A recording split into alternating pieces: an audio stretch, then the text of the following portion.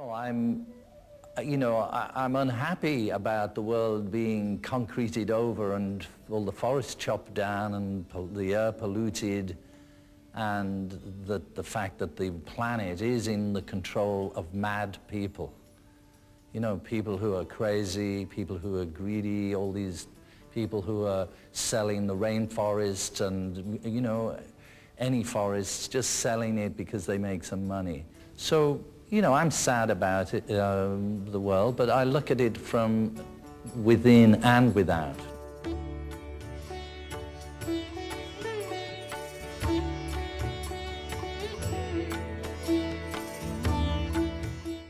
It's easy to see why George Harrison was so infatuated with India.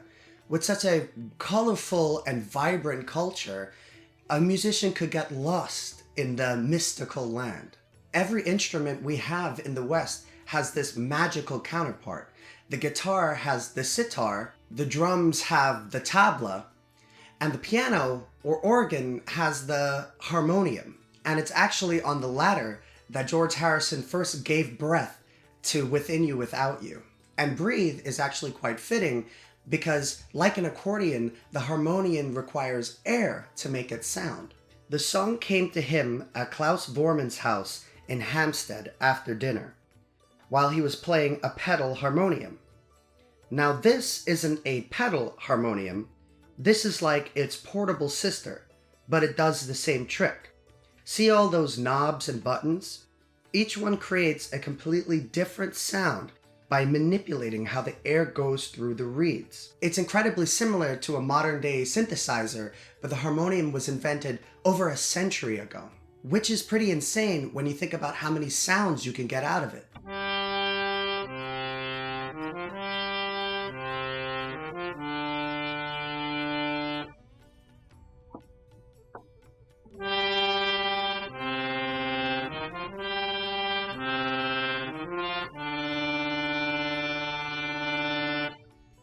George says the roots of the song grew deeper in India when he began a relationship with the legendary Ravi Shankar. George was looking for more.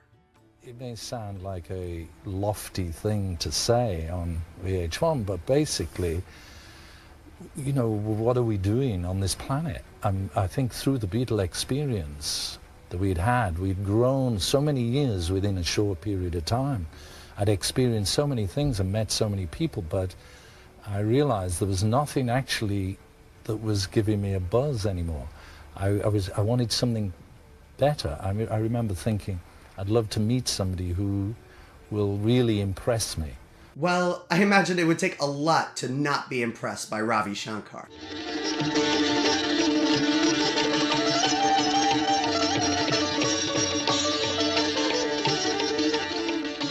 But it was more than just music.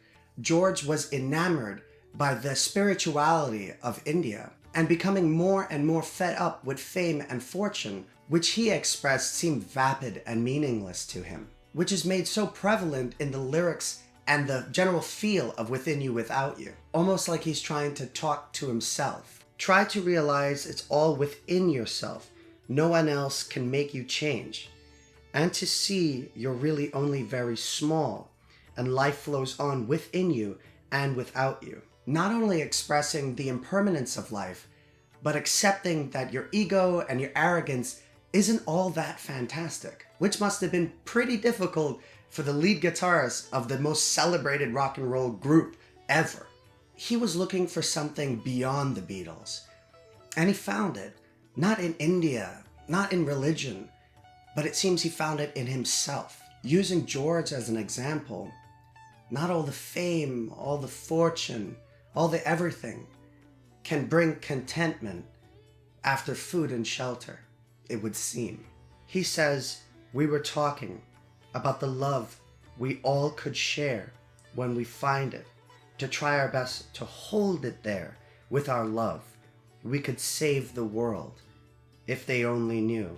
I think what he's saying is peace and love isn't a dream or a catchphrase, but it can be a reality, and it starts within you, and if we're lucky enough, it'll go on without you.